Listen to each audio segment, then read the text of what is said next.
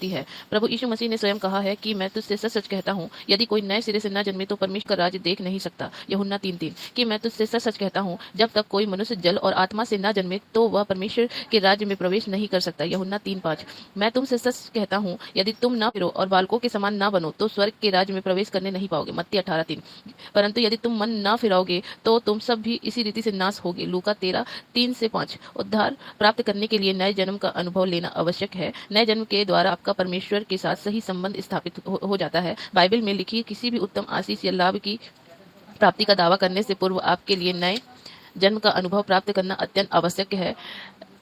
किसी कलीसिया की सदस्यता ग्रहण करना, पानी का बपतिस्मा लेना, प्रभु भोज लेना, धार्मिक कर्तव्यों का पालन करना, मसीही विचारधारा को मानसिक रूप से स्वीकार करना, प्रेरितों के विश्वास वचन बोलना, चर्च जाना, प्रार्थना करना, बाइबल पढ़ना, जीवन में नैतिकता का पालन करना, सभ्यवाद, संतुष्ट बनना, सुस्वस्थ बनना, अच्छे कर्म करना, उन्हें उत्तम रीति से करना तथा और भी बहुत से कार्यों में से कोई जिसके विषय में लोग सोचते हैं कि उनको करने के द्वारा उनका उद्धार हो जाएगा, इनमें से कोई भी बात नया जन्म नहीं है। निकोदेमुस ने जिसे यीशु ने नए जन्म के विषय बताया, उपरोक्त सभी गुण विद्यमान थे। लोगों की दृष्टि में वह एक धर्मी व्यक्ति था, परंतु फिर भी प्रभु यीशु ने उससे कहा, तुम्हें नए सिरे से जन्म लेना आवश्यक है। यूहन्ना 3:7 प्रभु यीशु ने पृथ्वी पर अपनी सेवकाई के समय क्रूस पर लटके हुए डाकू तथा और भी बहुतों के पापों को क्षमा किया। उन सब ने बिना उपरोक्त धार्मिक कार्यों के उद्धार पाया। उन्होंने सिर्फ एक महत्वपूर्ण कार्य किया, पश्चाताप करके संपूर्ण हृदय से एक छोटे बच्चे के समान परमेश्वर की ओर मुड़ते हुए प्रभु यीशु मसीह को अपने व्यक्तिगत उद्धारकर्ता के रूप में स्वीकार किया। जिस व्यक्ति का नया जन्म हुआ है वह अपने नए जन्म के अनुभव के कारण स्वाभाविक रूप से एक अच्छे जीवन के बाहरी प्रमाणों को प्रस्तुत करेगा, अर्थात अंदरूनी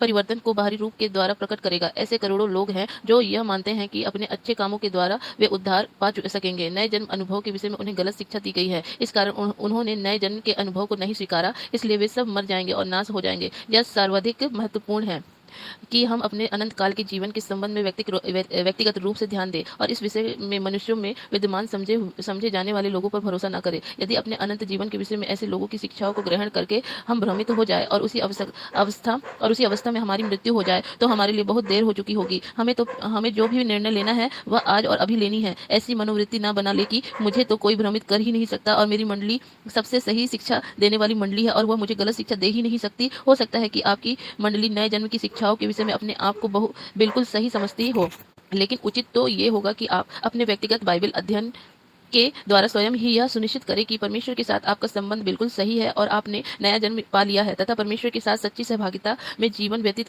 कर रहे हैं। स्वयं को भुलावे में रखकर जीने में कोई लाभ नहीं। अतः सुनिश्चित करें कि आप नया जन्म पा चुके हैं और वास्तव में आपका उद्धार हो चुका है। कहीं ऐसा ना हो कि आप इस भुलावे में जीवन बिता रहे हो कि मेरा तो उद्धार हो चुका है, लेकिन वास्तव में आप अनंत काल की मृत्यु की ओर बढ़ते जा रहे हैं। आप अपने व्यक्तिगत जीवन के विषय में और परमेश्वर के साथ अपनी सहभागिता को अच्छी तरह से जानते हैं, इसलिए इस बात में सुनिश्चित हो जाइए कि आपने वास्तविक रीति से उद्धार पाया है कि नहीं। भ्रम में तो जीवन नहीं जी रहे हैं और आपका परमेश्वर के साथ व्यक्तिगत संबंध, संस्कृति, शिष्टता और शालीनतापूर्ण व्यवहार, दिखावटी धार्मिकता का जीवन किसी मंडली विशेष में होना